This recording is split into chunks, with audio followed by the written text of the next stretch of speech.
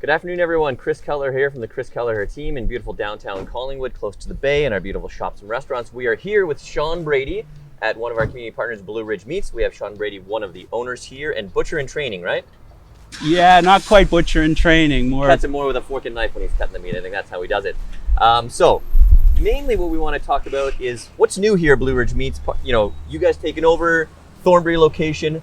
Why don't I leave it to you? Tell us what's new here at Blue Ridge Meats. Sure, great. Thanks for the opportunity, Chris, to be a partner with you guys. It's really been great for our company. You're very welcome. You know we love it here. And we'll bounce even further along. Well, what's new at Blue Ridge Meats? I'm going to say pretty much what's new is something that was traditionally really old in butchery.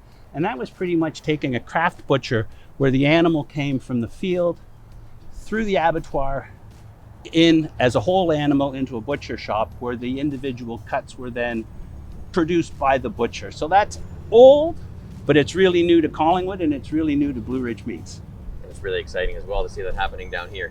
Tell us more about the special cuts that you have. I know, we've got you started bringing the tomahawk steaks. I think I had a Florentine a couple of weeks ago that you showed me. Some nice, exciting sort of stuff, as well as what's happening here in Thornbury in terms of any deliveries, pickups, specials, that sort of thing. Sure. So quickly, because we're doing our whole animal butchery, we're open to a whole lot of different other cuts that you may not otherwise do if you're bringing your meat in through a different process. So that just opens up an array of butcher skills and crafts, as well as an aging program, which ironically enough is new, but it's all about time and old. And now we're taking these animals and we're dry aging them in a proper case that we've just built, something else that's new at the shop. And it allows us to put 45 days age, 65-day age.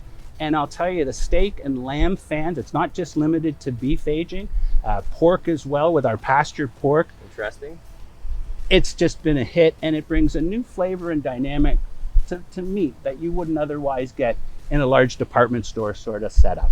Absolutely. Knowing myself, having tried it, the aging process is pretty outstanding, especially letting someone else do it as opposed to doing it at home when you're not that good at it.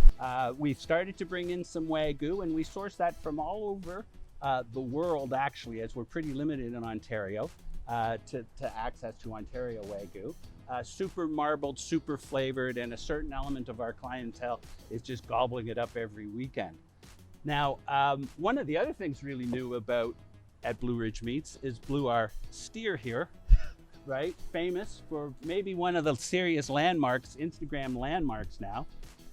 Blue is a Charolais named after the manager of our shop, John. His wife is a Professional Rodeo Association aholic, and Blue was a great bull champion kicking those riders up into the grandstand. So that's why we chose Blue's name, but he also seems to be in the Blue Mountains and in Collingwood, and our new hockey team's called Blue. Everything is working. Predominantly, I mean, you say you source the Wagyu internationally, but predominantly local meat of all kinds here, right? Yeah, for sure. All of the beef outside of the Wagyu, all of the pork and the lamb and the chicken is as local as we can get it. Going as local in a converted horse trailer to picking up steers from the farm and bringing it through the process as ourselves, as well as just contacting through larger dealers in Ontario and almost exclusively Ontario. Sometimes we get some great Alberta beef, but it's almost exclusively Ontario animal. Which I think is fantastic. I think what we should also highlight, Sean, is I don't think a lot of people know this, that Blue Ridge has been pivoting over the months. How long ago did you guys take over Blue Ridge? Wow, so we've had it just almost 2 years, but we didn't take over the management of it. The Rich family, who operated it for 15 years before us, ran it for the first year of our ownership. And then in November, we took it over. We jumped into a crazy Christmas ski season, and then before the ski season was over, we had to pivot into this whole new way of curbside pickup, online ordering. But I think another thing in pivoting that I want to mention is that customers come in here and they say a few things to Sean about things they'd like to see, like more cured meats, more dried meats, more cold cuts, things like that. Next thing you know, it's here. So I think it's important for the public to know if there's some things you're getting in your local butcher shop, maybe you're in the GTA and you're coming up for the weekends, just pop in, talk to Sean. Next thing you know, you might see it on the shelves or a special order just for you, right? I mean, I believe absolutely. I asked for some crab legs. They didn't have crab legs. Next thing you know, he had 6 of them in my hand. So I think it's important to understand that it's a community-based community-related company that really wants to do what's needed for the community instead of doing it their way, and the community takes what they get, right? So I think it's great you guys are doing that, pivoting in many ways. Yeah, just doing what your customer is requesting of you. That you're in business to service your customer at the end of the day, right? Not dissimilar to any other great businesses that are running around. They're really customer focused. Now, one last thing. Okay. Because of how great it was going and circumstances out with a friend of ours in Thornbury, we've collaborated in a retail space to open up a butcher shop / catering operation. So you can get the same Blue Ridge meats in Collingwood that now you can get in Thornbury. Amazing.